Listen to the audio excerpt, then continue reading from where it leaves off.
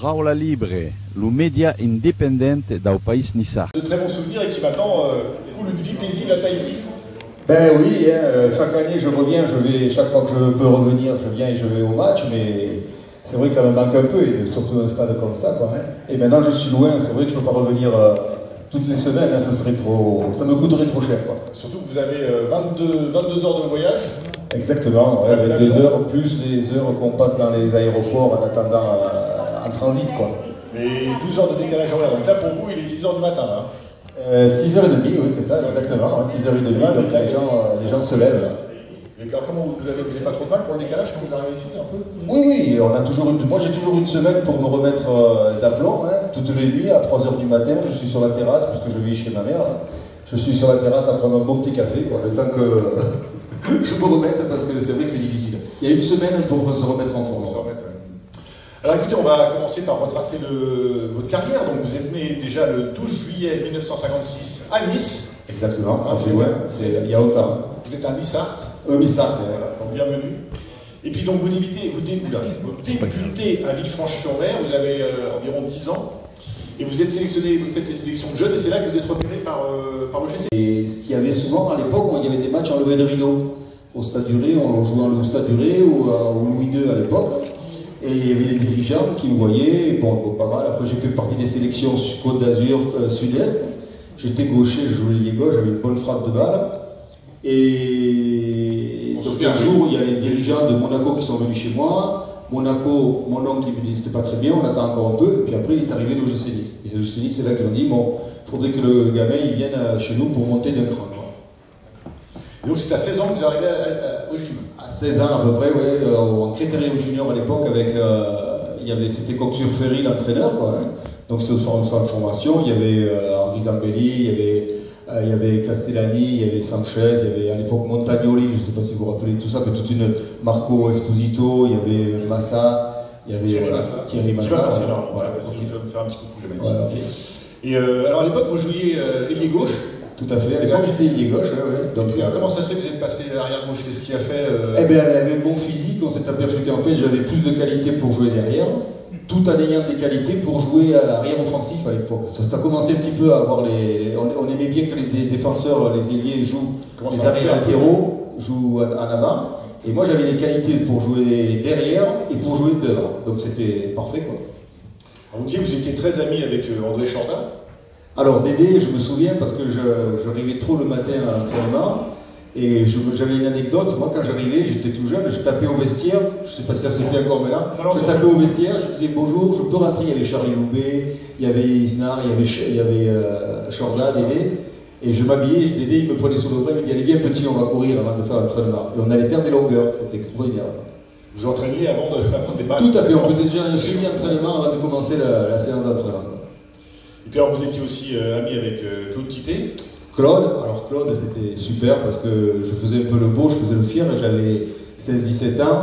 Il avait à l'époque une 504 coupée verre métallisé. Décapotable, hein? Décapotable. Et quand on avait fini l'entraînement, il me ramenait jusqu'à Villefranche parce qu'il habitait un peu sur les hauteurs de Villefranche. Et moi sur la promenade, je faisais un peu le beau, quoi, à côté de Claude Quitté, j'avais 16 ans. C'était des bons souvenirs. Ah, c'était merveilleux, quoi, merveilleux. Alors vous commencez en fait, votre carrière avec le gym en professionnel en 76-77. C'est ça. Ouais. Alors là, il y a eu plusieurs entraîneurs puisque en fait ça a commencé par Markovic. Alors je crois. Et ensuite Jean-Marc Guillou qui était entraîneur-joueur. D'accord. Il y avait un peu Jean Snéda aussi. Moi j'ai commencé un peu avec Jean Snéda, mais j'étais à l'époque on était stagiaire. Voilà. Et là il y avait une très belle équipe d'ailleurs. L'année d'avant, on finit deuxième. C'est ça, ouais. Il y avait Leif Erikson, il y avait toute la grosse. Voilà, il y avait la grosse caralerie, quoi. C'était une grosse énorme, quoi. Donc après, moi je suis arrivé, il y avait Markovic. Donc c'est Markovic, après il y a eu Léon Rossi, enfin il y a eu pas mal, quoi. Voilà, Jean-Marc Guillou, après Léon Rossi sur cette saison, on va pouvoir citer un petit peu les joueurs de l'époque, hein. Franck Isnar, André Chorda, Thierry Massa, Bernard Castellani, Henri Zambelli, Dominique Baratelli. C'est ça, tout ça. Tout ça des joueurs qu'on a reçus entre autres, Nabating et Toko aussi qu'on a reçu, Josip Katalinski, Jean-Noël Luc qu'on a reçu aussi, Nenad Djekovic qu'on a reçu aussi. Et on termine 7ème cette saison-là. Donc une belle saison, mais bon par rapport à la saison précédente, on était un petit peu moins bien. Ouais, mais ce qu'il y a, c'est qu'on était toujours pratiquement dans les 2-3 premiers champions d'automne. On a été une ou deux fois champion d'automne. Et après, on allait jouer. Dès que c'était passé, on redescendait. On n'arrivait pas à rester au haut niveau, quoi. C'était l'hiver, pour nous, ça n'allait pas, quoi. Ouais. Alors vous disiez, on va parler un petit peu des bons et des mauvais souvenirs. Vous parliez d'un mauvais souvenir, c'était le match perdu contre Grasse. Non, contre Nancy d'abord. Oui, Nancy. Nancy n'est pas la finale de Coupe de France, le 7-3. Ah d'accord, le 7-3. Mais oui, ça c'était. Alors, ce match-là, il est un peu spécial parce qu'en fait, on était en super boom à l'époque et on battait tout le monde. Et on devait jouer contre Nancy, et parce que Michel Platini devait se marier, on a reporté le match. Et on l'a reporté à la date, je ne sais plus quoi. Et ce jour-là, il pleuvait et on prend 7-3. Mais si on avait fait le jour où on devait jouer, ben, je pense qu'on aurait éclaté la Nancy-Lorraine. Mais là, le fait qu'on ait reporté le match, cette année-là, Nancy, ils nous ont tout fait, quoi. Ils nous ont pris 7-3 chez nous, et ils nous ont battu en Coupe de France, en finale. Et quand Coupe de France, elle n'existait pas la Coupe de la Ligue. Toujours ce jour-là. Pardon? Oui. Dans l'équipe. C'est lui qui marque le but, c'est lui qui met le but à 0. Et donc, en fait, ce qui s'est passé, c'est que à un moment, vous passez à côté de Dominique Baratelli, vous m'avez dit, et il y avait 7 buts encaissés, et vous dites, mais qu'est-ce qui se passe? Il dit, c'est le métier qui rentre. Voilà, il m'a dit, oui, tu verras petit, parce que moi j'étais tout jeune, j'avais à peine 20 ans, il dit, tu verras petit, tu en verras d'autres, hein. Ça t'arrivera plus d'une fois. Et d'ailleurs, je crois que vous sortez blessé, puisque, enfin, je sais pas si vous sortez blessé, mais vous avez la mâchoire par Philippe Janol. C'est ça, avec Philippe Janol, on monte tous les deux à la tête, qui était un coup de dans la mâchoire, et je suis sorti. Mais qui a joué en équipe de France et qui a joué aussi au PSG, mais qui n'était pas à attendre. Ah ben, je pense que... C'est-à-dire qu'à notre époque, le football, on pouvait être un peu plus dur que maintenant, quoi. Maintenant, dès qu'on touche un joueur, c'est vite sanctionné, quoi. C'est moins sympa, quoi. Moi, je pense qu'avant, c'était sympa quand il y avait des matchs un peu costauds, quoi. Hein. Quand on jouait contre Bastia, quand on recevait Bastia et tout, c'était la guerre, hein. Il y avait Brusichési qui laissait tomber. Il y avait Patrick, bien sûr. Voilà, c'est d'ailleurs. Patrick, ouais. Alors, vous avez parlé bien sûr de Nabatingui et Toko. Alors, vous disiez que c'était un peu à la fois, il se faisait chambrer beaucoup dans le vestiaire et c'était le bout en train de l'équipe. Voilà, oui. Parlez-moi un peu de. Toko, j'ai pas vraiment d'anecdote, mais je me souviens que Toko, c'était un petit peu celui qui était un petit peu, comment dire, toujours un peu pris à partie quand il y avait quelque chose, quoi. Il faisait rire tout le monde, et chaque fois qu'il y avait à chambrer quelqu'un, c'est celui qu'on chambrait, quoi. Il était tellement sympa, quoi. Par contre, j'ai appris qu'il était pas très bien en ce moment. Non, il est venu nous voir contre ça me fait mal, quoi. Match contre le PSG il y a 2 ans. Non, l'année dernière. Oui, il n'était pas trop en forme. Malheureusement, il paraît qu'il santé. Il paraît. Ah ouais, je pense que c'est santé, oui. On avait Kamal Diawara, on avait 2 joueurs ce jour-là, mais Kamal Diawara est arrivé 10 minutes en retard, je ne sais pas si vous vous souvenez. Donc on n'avait pas pu faire l'interprète. Ouais. Et puis alors vous avez joué, on peut le rappeler, la Coupe UEFA, donc c'était la 3e Coupe d'Europe de l'époque. Il y avait la Coupe des Coupes, la Coupe des vainqueurs de Coupe, la Coupe des champions, contre l'Espagnol de Barcelone. Alors, non, c'était la Coupe des Coupes. Ah oui, avec Metz, on avait battu Monaco. L'Espagnol de Barcelone, vous n'avez pas joué? Ah non, j'ai pas joué. Non, avec Nice, non, j'ai pas joué pour ça. J'étais pas là. J'étais pas encore là. J'étais en 3e division, là, ouais. D'accord. J'étais encore trop jeune, là. Donc vous étiez dans les tribunes? Ouais, exactement. Ouais, je pensais que vous aviez joué vous étiez dans cette... Non, sinon, on se serait qualifié. C'est vrai. Et puis donc l'année suivante, donc 77-78, donc il y a notamment l'arrivée de... Alors c'est Nenad Djekovic, mais 29 buts, c'était énorme à l'époque. Et Roger Jouve aussi était dans l'équipe, bien sûr. Donc là, c'est un bon classement, on termine 8e, et 29 buts, c'est quelque chose qu'on voit rarement. Ah bah ouais, Mbappé maintenant, enfin bon, c'est vrai que depuis... Oui, mais bon, Nenad, c'était quand même un super joueur. Si Nenad jouait maintenant, il serait parmi les top stars du football français, quoi. Football européen, on va dire. Et donc c'est cette fameuse année, donc 78, où on a cette finale de Coupe de France avec Baratelli qui prend ce fameux but de Platini, on s'en souvient tous. Hein. Pas que lui, on prend tous ce fameux but. Quoi. Ouais. On s'y attendait pas, comme jamais de la vie. Quoi. Alors qu'on a eu 2 occasions en première mi-temps où on peut faire la différence, on marque pas, et le match se déroule, et il restait un quart d'heure, je crois. Il restait un quart d'heure de match, et Platini qui met un plat du pied, qui va taper sur le poteau, qui rentre. Mais Platini à l'époque était jeune, un jeune joueur encore. C'était un jeune joueur, il débutait tout à fait. Il était à Nancy et il est parti ensuite à la Juve. Tout à fait, ouais, c'est un jeune joueur. Pas Saint-Étienne, à la Juve, excusez-moi. Saint-Étienne. Faut pas faire d'erreur ici, dès qu'on fait une erreur là. Ah ben là ils connaissent, hein, c'est des vrais, ça c'est des vrais. C'est vrai qu'il a fait Saint-Etienne. L'une est parfait, hein, il était à Saint-Etienne. Alors, l'année 78-79, donc il y a Coq-sur-Ferry, Albert Batteux, René Bocky, Dominique Morabito, Christian Capadonna, Fares Bousdira. Donc on a perdu quand même beaucoup de joueurs cette année-là. Ben oui, parce qu'après cette finale, le club a été un petit peu perturbé, on va dire, même beaucoup perturbé, parce que jamais de la vie, je crois qu'il y avait des projets qui étaient prévus avant qu'on joue, parce que tout le monde pensait qu'on allait gagner contre Nancy. Jamais de la vie. C'est vrai qu'on a été favoris. Et après ce match-là, on va dire, pas que le club est parti en déconfiture, mais ça a perturbé énormément le GC Nice. Énormément. Et donc après, on se retrouve, les 3 saisons qui suivent, en fait, on joue le maintien. On joue le maintien. Parce qu'on termine 3 fois 15e. Donc on se souvient d'une période un petit peu difficile. Après, il y a eu Léon Rossi, Gérard Bucher l'année suivante. Pourtant, il y avait des bons joueurs, on avait des bons joueurs, mais on n'arrivait pas à créer une osmose entre les joueurs, Et on avait des résultats vraiment dans de six, ce qui ne nous permettait pas de jouer sereinement, Ouais. Tout à fait. L'année suivante, donc 80-81, donc Vlato Markovic redevient entraîneur, Raoul Nogues qui met 10 buts, Carlos Quirombello, on se souvient pourtant, super joueur. Et un petit jeune qui arrive, Daniel Bravo. Vous aviez repéré comme étant, tout de suite vous avez dit ça va être un... Pas que moi, mais on voyait sur le terrain qu'il avait des qualités un petit peu techniques assez exceptionnelles. Un gamin qui jouait assez facilement. Voilà. C'était super beau, c'était beau de le voir jouer. Il était élégant, il était alerte, il avait techniquement, il était super lourd. Et puis après, ça s'est vite vu, parce qu'il vit le Paris Saint-Germain l'a vite recruté.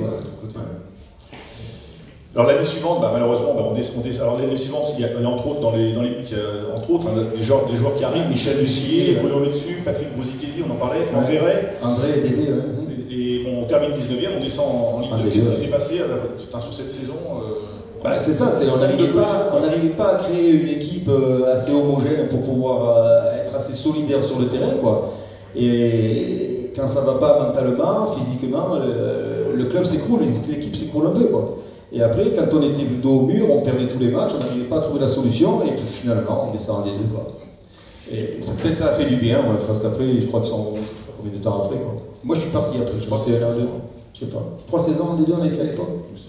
Non, on peut le dire. Christian doit savoir ça.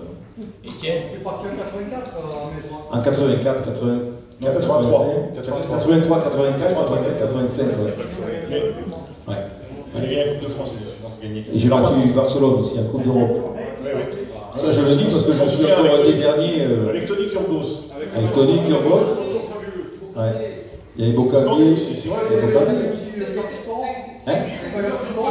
Il y a Jean-Philippe Roy, Il y avait Bernard. Bocalier. Et Kurbos.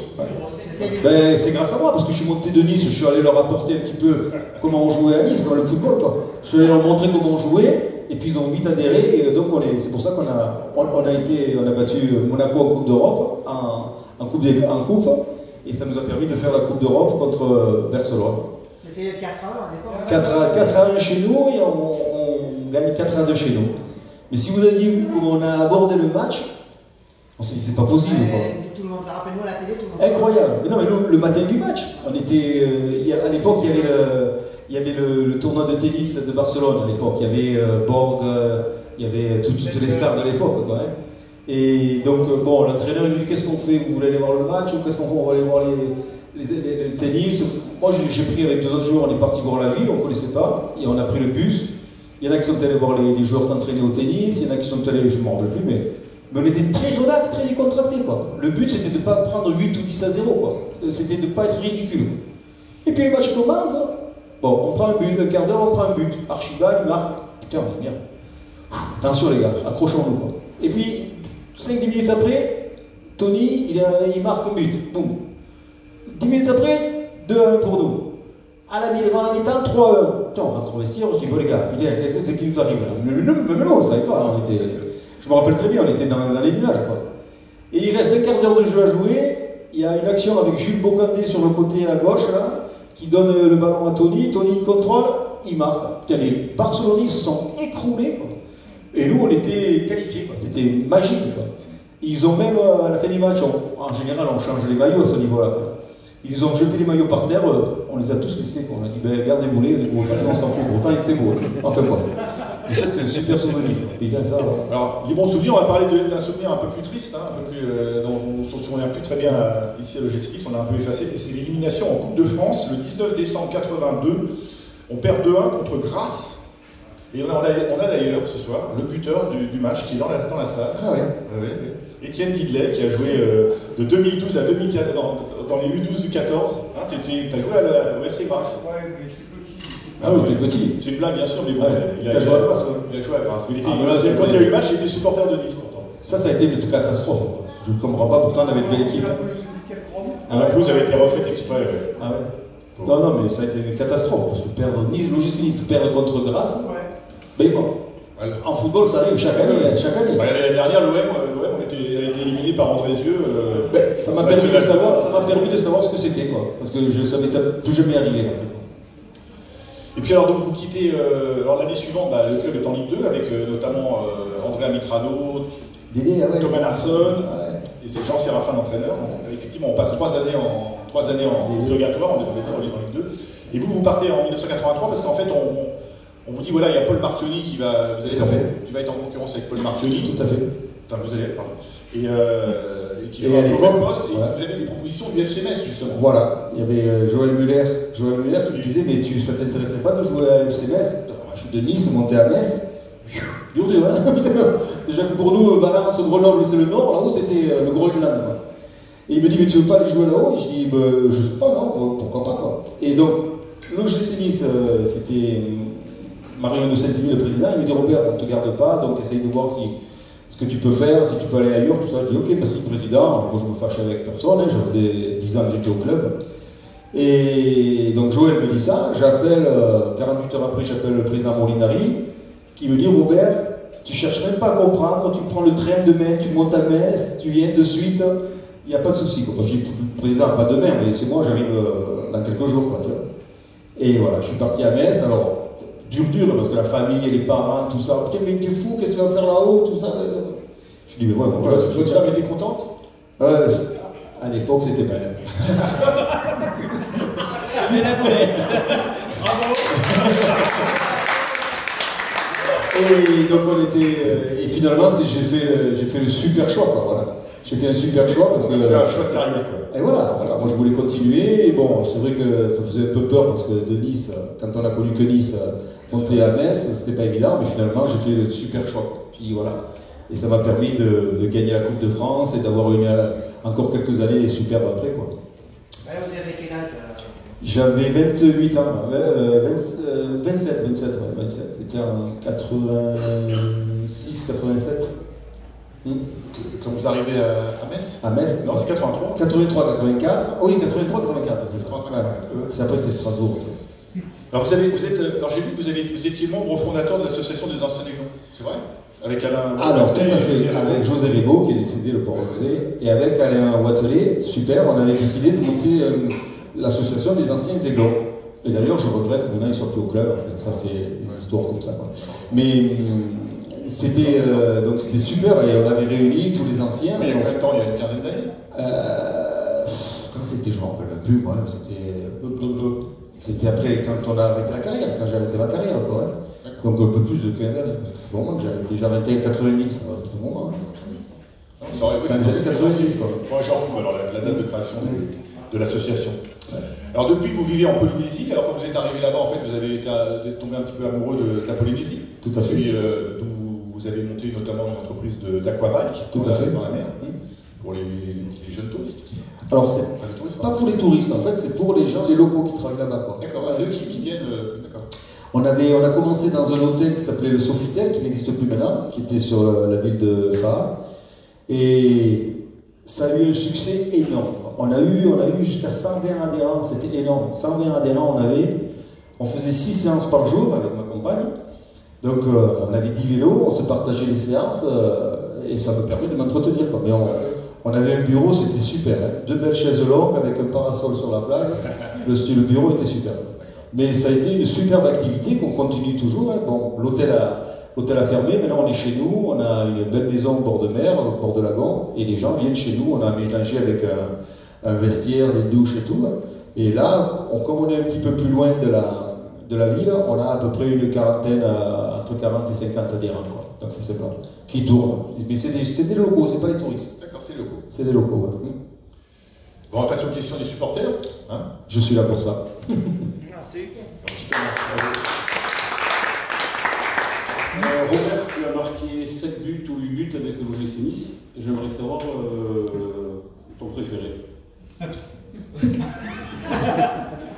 Faut que je revienne bien en arrière, attends. Hein. Alors, qu'est-ce que j'ai marqué? Je m'en rappelle plus, tu sais, c'était trop loin, quoi. Tu te rends compte, ça fait combien? Moi, je me souviens, tu avais une frappe.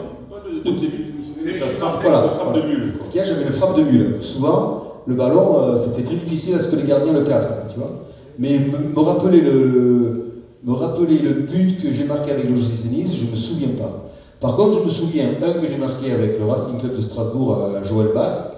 Pourquoi? Parce qu'il est sur YouTube. Si vous allez sur YouTube, vous regardez Robert Baraja, vous tapez Robert Baraja, vous allez voir le but sur coup franc de la droite, assez loin, quoi. Il est en pleine lucarne. C'est magnifique. Alors celui-là, je me souviens parce que je l'ai vu souvent. Voilà. Moi, je me rappelle, je pense que tu as marqué avec nous sur coup franc aussi. Hein. C'est fort possible. Mais tu sais, à l'époque, c'était plus Josip Kaskaliski qui frappait que moi, quoi. Mais peut-être c'était avant qu'il vienne là ou après, quoi. Mais je n'ai pas, honnêtement, je n'ai pas de souvenir de quel but j'ai marqué, quoi. Je me rappelle. Je sais que j'en ai marqué, mais si c'est sur coup franc ou de la tête, je ne me souviens plus, quoi. Voilà. Bon, après, une autre question. Avec la cobaye, qu'est-ce que tu continues à faire des sushis? Puisque moi, j'ai mangé tes sushis qui étaient fabuleux. Ils étaient bons, hein. Alors, ça m'arrive d'en faire pour les adhérents. Parce que quand je les fais, alors je ne le fais pas souvent, hein, mais ils me disent toujours Robert, tu penses que tu nous fais des sushis, quoi.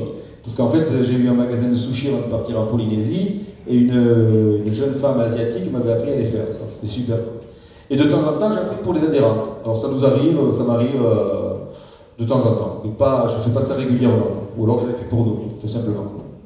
Et ma dernière question, tu as visité le nouveau centre. Qu'est-ce que tu penses de l'évolution de l'OGC Nice? Ah oui, c'est une merveille, quoi. Si on avait eu ça, tout ça, nous, quand on était joueurs, quoi. Alors j'ai eu la chance de le visiter l'année dernière, quand je suis venu.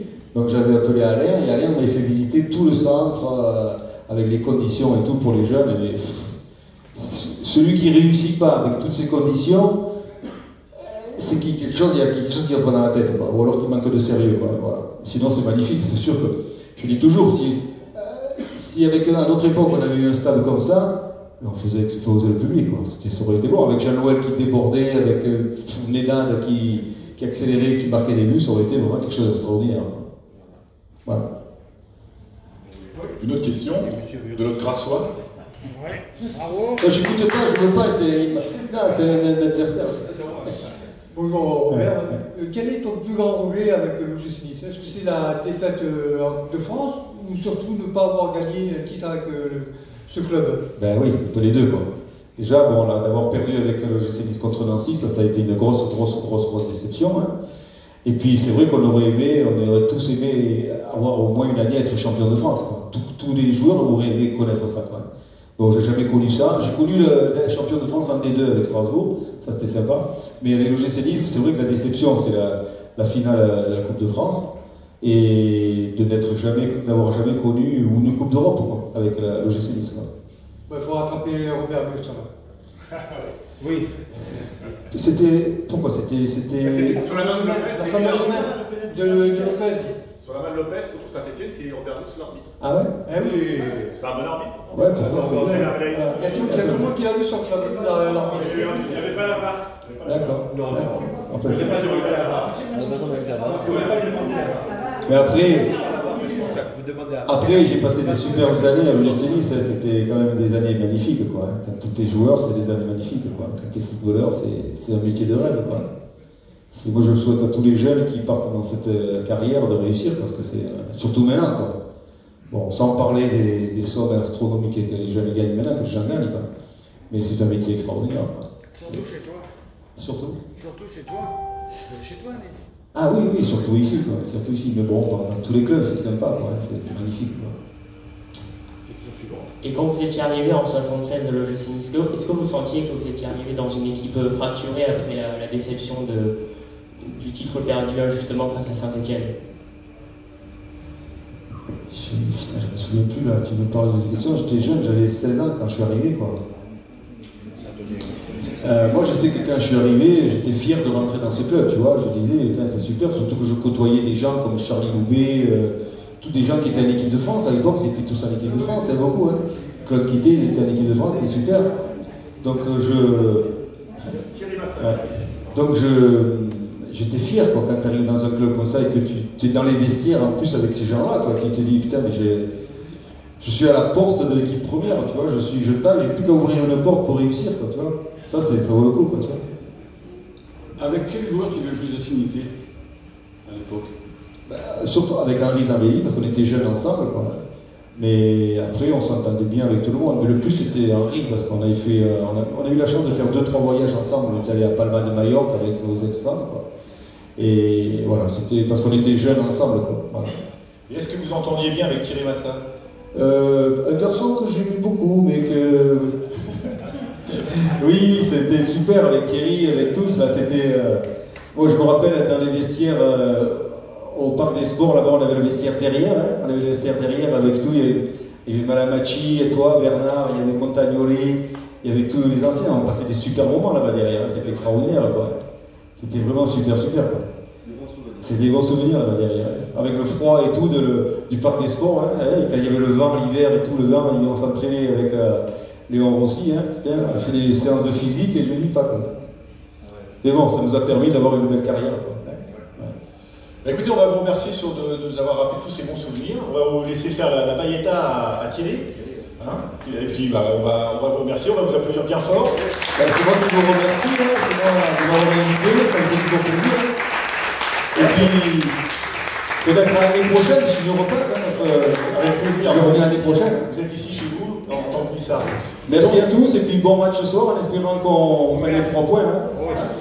Hola, mio bella Nissa, regina dei flu, li tiu vittorisa, io canterai tu giù, cantai di montagna, io tiu tan de cor, li tiu verdi campagna, li tiu gran sole d'or, tu giù e canterai su ta